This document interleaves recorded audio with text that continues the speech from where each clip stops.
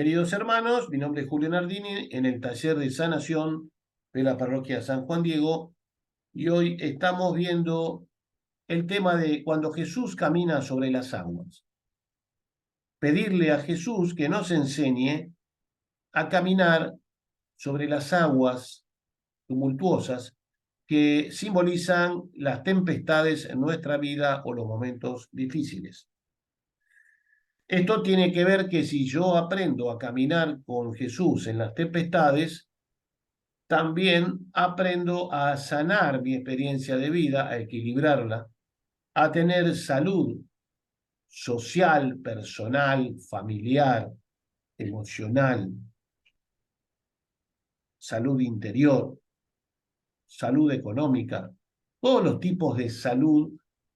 Y entendemos por salud ese estado de armonía en donde tenemos lo que necesitamos pensado por el plan de Dios y los que están al lado también, y buscamos juntos estar en el bien. Les voy a leer el texto, que es del Evangelio de Juan, y tiene que ver con el texto de la palabra de hoy, 24 de abril de 2023. Nos referimos al capítulo 6 del Evangelio según San Juan, del versículo 16 al 21. Jesús camina sobre el mar. Al atardecer, bajaron sus discípulos a la orilla del mar, y subiendo a una barca se dirigían al otro lado del mar, a Cafarnaúm. Había ya oscurecido y Jesús todavía no había venido donde ellos. Soplaba un fuerte viento y el mar comenzó a encresparse. Cuando habían remado unos 25 o 30 estadios, ven a Jesús que caminaba sobre el mar y se acercaba a la barca, y tuvieron miedo, pero él les dijo: soy yo, no tengáis miedo. Hicieron recogerle en la barca y enseguida la barca tocó tierra en el lugar a donde se dirigían. Es palabra de Dios. Acá en esta parte del capítulo, siempre hay que leer cualquier parte de la Biblia, cuál es el texto anterior o posterior y verlo en el contexto del capítulo. Jesús había multiplicado los panes. En otra ribera del mar de Galilea, Jesús había multiplicado los panes. Entonces, los que estaban presentes, a partir de los 5 panes de cebada y 2 peces, como Jesús lo había multiplicado, tenían una experiencia del poder de Jesús, que mostraba que Él es hijo de Dios y que, por ejemplo, podía dar de comer a esa multitud que había. Unos 5.000, contando los hombres. Un poco machistas, no contaban las mujeres, ¿no? Contaban los hombres, así que había mucho más. Entonces, Jesús los multiplica, lo que hace es una bendición sobre los panes y los peces. Esto implica que para hacer cualquier obra como Jesús o acompañarlo a Jesús en su obrar, hay que bendecir todo lo que hagamos. Si vos estás en una tempestad en tu vida, en un momento difícil de algo, bendecí ese momento, bendecí la situación, bendecí la dificultad a las personas, el ambiente de trabajo, el ambiente familiar, lo que sea, lo vas bendiciendo con la bendición de Jesús. Es Jesús que bendice en vos. Es orar, es interceder. Entonces, esa bendición va a pacificar la realidad que estás enfrentando. Si ustedes lo practican, van a ver que es así. En muchas oportunidades, si ustedes bendicen las situaciones, va a un ambiente laboral y lo bendicen. A mí me pasaba en un colegio difícil, en una zona peligrosa. Yo bendecía toda la noche, en un colegio nocturno, en zona de villa. Bendecía toda la noche a mis alumnos, al lugar, a las instalaciones, todas las cosas que hacía. Y ese espíritu de paz iba pacificando y ayudando a ordenar. Yo acompañaba como poniendo la sal que hay que poner. Entre todos éramos la levadura para crear un ambiente educativo, pero la oración era como la sal, hacía que la levadura funcionara mejor. Entonces vos con la oración, por eso estamos en taller de sanación, o con los actos o con las reflexiones, tenés que bendecir los lugares. Entonces llamémoslo agua, el mar, este mar. Jesús había hecho milagros, los discípulos estaban remando y no era fácil. Cuando vos tenés el agua encrespada y vas remando, a mí me pasó, estábamos en un lago de Bariloche con un actual sacerdote, que es el que dirige el Seminario Metropolitano de Capital, Julio Miranda, y estamos en el medio del lago y empezó a encresparse el agua y empezamos a remar. Casi rompimos los remos de tanta fuerza que pusimos para remar que se desgastaron alrededor por rozarlos con la madera. Llegamos bien, pero hubo que llegar remando, ¿eh? Y ahí tuvimos que confiar en Dios, pero a la vez reaccionar en el momento adecuado. Si nos quedábamos de más, había riesgo de vida. El poder tener esta experiencia de que vos te salvás del mar encrespado, tiene que ver también con la capacidad de prudencia y de capacidad para resolver y enfrentar problemas, que hay que pedirle ayuda divina. Y esto es también referirse a las capacidades que tenemos, naturales. Luego Dios agrega otra capacidad que es la prudencia sobrenatural. Se llama solertia. Cuando vos le pedís una prudencia sobrenatural, esta prudencia te hace actuar con lo mejor que se puede hacer en el momento. Es una experiencia que se tiene, yo la tengo en forma habitual porque he estado en colegios en crisis y algunos peligrosos, y si me equivocaba podía morir. O sea que lo que yo ponía en riesgo si me equivocaba era la vida, no es menor. Entonces, yo estoy habituado a ejercitarla, pero también sé que tengo límites. El día que vi que ya me habían fracturado una mano parando una pelea, y me habían tirado un tiro a mí y a otros, y no salió la bala, dije, bueno, ya es hora de ir a la retaguardia, a seguir trabajando y orar y sostener proyectos, pero pacificando el mar con Jesús, pero desde la retaguardia. Porque a veces los generales o las personas podemos ayudar desde el lugar donde tenemos que estar, no siempre estar en el frente de batalla. Nadie sobrevive en un frente de batalla. Si vos tenés largo tiempo, ¿no? Si vos tenés una situación familiar muy difícil, no podés estar en el medio todo el tiempo. Hay que saber ubicarse en los lugares adecuados. Jesús va caminando sobre el agua y el fuerte viento que soplaba no tiene nada que hacer con el Espíritu Santo. Jesús está lleno del Espíritu Santo y este Espíritu Santo que lo va a resucitar después de muerto, ya anticipa su acción y lo hace flotar sobre el agua. Porque el cuerpo de Jesús podía hundirse como cualquier cuerpo humano, pero lleno del Espíritu, anticipaba una capacidad que iba a tener el cuerpo resucitado de Jesús, que es la agilidad y la capacidad como de flotar, la levitación. Fíjense que hubo santos, como decíamos San José de Cupertino, que por la unión con Dios llegó a levitar y a flotar en la misa o en algunos momentos. Hubo santos que aparecían, Felipe cuando estaba evangelizando aparece en un lado y después aparece en el otro. No había avión, ni camioneta, ni bicicleta. ¿Qué pasó? Lo llaman rapto, rapto en el espíritu. Es un movimiento que hace el Espíritu Santo para hacer ir una persona hacia un lugar. Y había santos que tenían el don de bilocación, que son características del cuerpo resucitado también. Poder estar en varios lugares al mismo tiempo. El santo estaría en un lugar, por ejemplo, el santo de la escoba, San Martín de Porres, pero Dios le hacía interceder o ayudar a otra persona lejana, y esa persona lejana lo veía como ahí. El santo estaría en un lugar, pero le permitía llegar a varios lugares. ¿Me explicó? Quizá no tomaba ningún avión, pero le permitía verlo y actuar. ¿Qué es sino esto? Estamos por Zoom y nos podemos hacer el bien unos a otros por la oración. Esto es eso, también, con métodos naturales, tecnológicos. Entonces, habiendo remado, estaban cansados los apóstoles y tenían miedo de hundirse. En alguna otra palabra expresa más ese miedo, no tanto acá, porque él le muestra y le muestra que es Dios, que tiene poder sobre la naturaleza. Otra cualidad que tiene Jesús es participar del gobierno divino que creó todos los seres. Acuérdense que Dios Padre creó el universo por la palabra de Dios. La palabra es el verbo de Dios que fue el que se encarnó. O sea, Jesús mismo es el verbo hecho carne. La palabra de Dios que creó todo, pero hecho carne, cuerpo.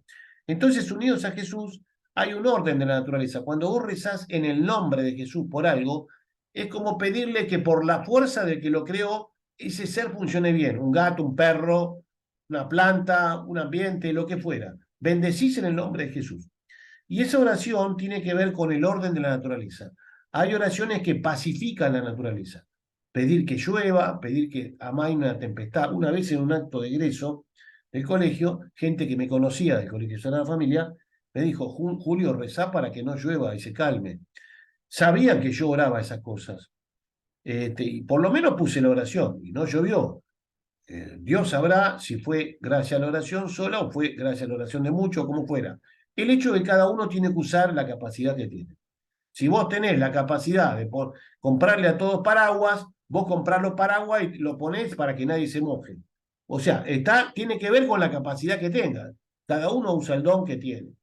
Otros tendrán la capacidad de hacer esa fiesta de egresado o acto de egresado bajo techo. Y ahí ya previó que no se va a mojar nadie. ¿Comprenden lo que quiero decir? Estas capacidades tienen que ver cómo organizo la sociedad o el mundo que me toca organizar con Dios. Entonces, vamos a ver tempestades de la vida. ¿Qué tempestades puede haber? Tempestades interiores. Cuando yo tengo el estado interior desolado o deprimido o depresivo, o un estado interior inquieto que me desgasta, un estado interior, esas son tempestades, un estado obsesivo, un estado paranoico que veo persecuciones. Las enfermedades mentales son tempestades interiores, mentales, físicas, emocionales, sociales. ¿De dónde vienen? La incapacidad de nuestra ciencia de descubrir las tempestades interiores. ¿Por qué la ciencia no dedica más plata? Porque los gobiernos no le dan.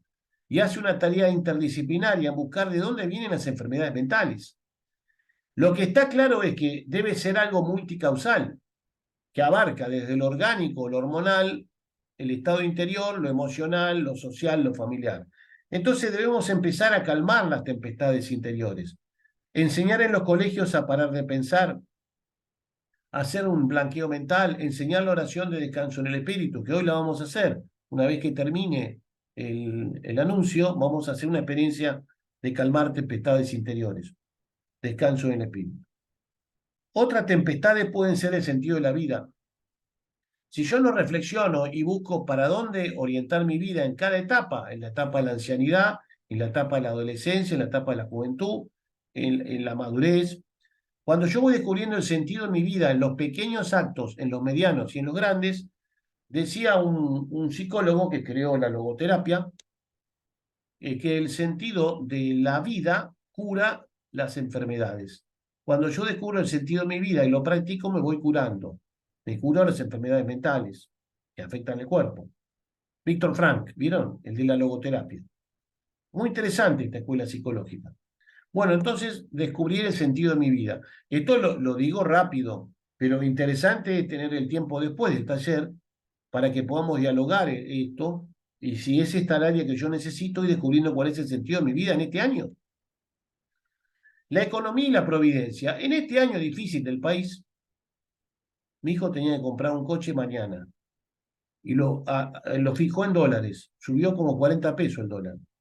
Por la capacidad de mi hijo, Alejandro, logró hablar con la persona que habían fijado esto y había dado un anticipo de 30.000 pesos, en que hubiera un monto determinado y no estaba el valor dólar. Lo pudo arreglar. Pero mi hijo fue una persona que salvó la vida de otro en un asalto, tuvo la serenidad de desarmar al ladrón y de evitar que disparara por la espalda a 3 compañeros scout. Y cuando vio que lo iban a... bajaban otros con armas, se rindió y logró accionar de tal forma, con criterio, que no lo mataron. Bueno, mi hijo, Alejandro, es así. Le conté una experiencia, tiene otras. Él ha manejado tempestades, es dirigente scout, ha manejado tempestades. Entonces, ¿cómo manejar la economía? Si yo no tengo la capacidad de economía, ojalá que la pida, es un don de administrar, un carisma. Pedir o casarme con el que la tenga o unirme a otros que me ayudan. Yo estoy casado con una contadora y que administra muy bien. Yo administro, conmigo no gastaría tanto y seguramente casi no tendría créditos. Pero con mi señora, que tiene una gran capacidad, es otra cosa, ¿no? Es un complemento de a dos. Yo tengo otras cosas complementarias de ella, y así vamos. Entonces, vivir en esta economía y confiar en Dios. Si yo estoy en la barca y hay tempestades, ¿cómo vivo con lo necesario? ¿A dónde voy a comprar? ¿Dónde consigo más barato? O te casás con mi señora, que sabe dónde está lo barato de todo lo que vio. O sea, se acuerda todo. Entonces, ¿dónde va? Lo compramos, lo compra más barato. Bien. O sabe cuándo vence la tarjeta. Entonces, lo compra con algo que va a ser un mes. Todo así. Bien, y la providencia divina, Señor, guíame para que yo pueda llegar. Estaban cerca de la orilla. La providencia era que estaban cerca a la orilla, habían remado lo suficiente cuando se puso el mal tiempo. Llegaron tranquilos. Tempestades políticas sociales. ¿Me voy a morir yo porque los argentinos no nos pongamos de acuerdo? ¿O voy a trabajar para que nos pongamos de acuerdo? ¿Cuál es mi responsabilidad? En los ámbitos que yo me muevo, por ejemplo, Cecilia María es poeta. Bueno, en los ámbitos de la poesía y todo eso, hacer el bien para pacificar, buscar juntos el bien común, cada uno del ámbito educativo, social, familiar. Poner este orden de armonía y de concordia en nuestro país, que está herido. Entonces, esta tempestad que tenemos es fruto de la discordia, de la corrupción y de la falta de capacidad de buscar un bien común organizado, de llegar a tener una comunidad organizada pensada por todos, no por una sola ideología. Mejor dicho, no tener ideologías, sino tener ideas. Y junto con las ideas buscar las comunes, ¿sí? Yo prefiero un país con ideas y no con ideologías.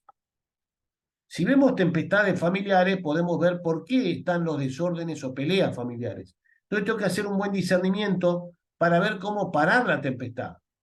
Quizás no debo salir en barca y debo quedarme en la orilla a la espera de que venga un pariente y juntos vamos en la barca. ¿Comprenden? Por ahí no hay que salir, por ahí hay que quedarse esperando. O tomar un mate al lado del mar y ver el atardecer en lugar de hacer esfuerzo. Hay que ver en cada circunstancia qué es lo mejor. No es idéntica la solución en cada circunstancia. ¿Qué virtudes son necesarias para caminar sobre el agua? Primero, tener templanza, que es una virtud que me equilibra, ni de más ni de menos. Me va a dar un valor, que es la fortaleza, pero no para arriesgarme y morir ahogado. Si yo para colmo no sé nadar, yo te diría que no vayas en un bote un día de tormenta, porque o excepto que el bote sea muy seguro, te podés ahogar. Aprendí a nadar, y si querés vas en un bote, y para colmo ponerte salvavidas. Jesús te puede hacer caminar sobre el agua, pero sin el si vos tenés el salvavidas, te va a hacer usar el salvavidas primero, antes que hacer un milagro. Por ahí el milagro es que no entres al agua. ¿Eh? O como le pasó a un amigo mío en un dique de Córdoba, que alguien se tiró al agua y no había cartel, que la corriente arrastraba hacia un hoyo que había en el dique. Cuando este amigo, Roberto, se dio cuenta, empezó a correr y pasó arriba del dique. Y justo cuando la persona estaba por pasar por el agujero y caerse a los peñascos de abajo, porque caía como un torrente, lo agarra. La templanza de Roberto, no digo el apellido porque lo voy a publicar en internet, un gran amigo de la infancia, la templanza de Roberto fue sostenerlo hasta que llegaron 3 o 4 más y lo pudieron agarrar entre todos y sacarlo del hoyo, del agujero. Entonces, esa templanza fue que supo usar su fuerza, aunque tuviera temor, con cierto equilibrio para que pudiera sostener la situación hasta que vinieran otros. Eso es templanza. Por supuesto que tenía que tener una cierta fe. Fe en Dios, era creyente, él es creyente, y fe también en la capacidad humana de él, pero también que necesitaba de otros. Esa fe no es mágica. Sabe lo que Dios puede hacer y sabe lo que el humano puede hacer. Entonces calcula la capacidad de fe que tiene. Si vos tenés una fe para mover montaña es una cosa, pero si tenés una fe para dar algunos pasos nomás, saber que tenés esa fe, juntate con otro que tenga más fe y juntos pueden correr la montaña. ¿Me explico? La confianza es con fe. Cuando yo deposito mi confianza y tengo experiencia de que Dios me cuida y me protege, cuando voy a una situación con cierto riesgo, sé que Él me cuida y me protege. Tengo una experiencia histórica de salvación. Le pido a Dios que te regale, el oyente, el que vea este video en todos lados, que te regale esta confianza para que Dios te lleve upa en sus brazos, que el Espíritu te lleve en sus alas y que el Espíritu Santo, en lugar de caminar vos sobre el agua, te lleve con las alas y estés esa águila sobre el agua sin que te hundas. Que esta tempestad de la vida no te hundas. Hacete amigo del Espíritu, que va a ser el que te resucite en el último día y vas a andar volando por ahí, yendo a lugares lejanos sin tomar avión, ni colectivo, ni tren, porque Él te va a hacer tener el don de agilidad, que va a uno de los dones que va a tener el cuerpo resucitado de todos. Va a ser el Espíritu Santo el que te resucite. Entonces vas a tener experiencia de salvación. Señor, hacenos recordar la experiencia de salvación que tenemos las veces que hemos caminado sobre el agua y no nos hundimos. Y si me hundo, tomame de la mano como decía otro amigo Roberto acá. Tomame de la mano y levantarme para que no me hunda. Y si todavía querés otro método, Señor, haceme ver las piedras para que no me hunda y camine sobre las piedras en lugar de caminar sobre las aguas, las piedras que están en el agua. ¿Eh? Yo estaba pescando una vez en la costa de una playa del sur que es peligrosa porque sube 7 metros de golpe. Y nos empezó a cubrir el agua hasta las rodillas y nos iba a rodear. Pero fue justo, ¿no? Yo cuando hago cualquier cosa estoy en oración, estoy en oración. Alcanzamos a salir justo y el pito del bañero, ¿no? Perdí una ojota nada más, que la encontré después, pero llevé la caja de pesca, la caña, está con mi señor. Salimos en el momento justo, tardamos 7 minutos más. Tiene un nombre en la playa, no me acuerdo ahora. Sube el agua, no puedes ir sin conocer las mareas. Ahí hay que conocer la marea. Y le cuento otra. Estábamos rezando en esa ciudad, habíamos ido a misa, y de repente empezamos a orar, las grutas se llaman, las grutas, por toda la gente que estaba alrededor nuestro. Y justo estábamos adentro de la gruta. Había grutas en la arena o toscas, son cosas de Honduras. Y se empezó a levantar toda la gente que estaba alrededor. Estábamos orando con una señora y con mi esposa, después de la misa. Los empezamos a bendecir. Y en un momento agarramos las cosas y nos levantamos y nos fuimos. Al salir se cae toda la gruta, varios metros de arena y tosca, tapando todo. Todos nos salvamos. Cosa que me enseña que nunca más voy a la gruta y me pongo adentro. Si me voy a estar en la gruta, me compro una sombrilla y estoy en la arena bien lejos, no al lado de la pared. Pero, ¿cómo Dios nos salvó? Bueno, esto es un testimonio. Y hay más. Paz y bien y santa alegría.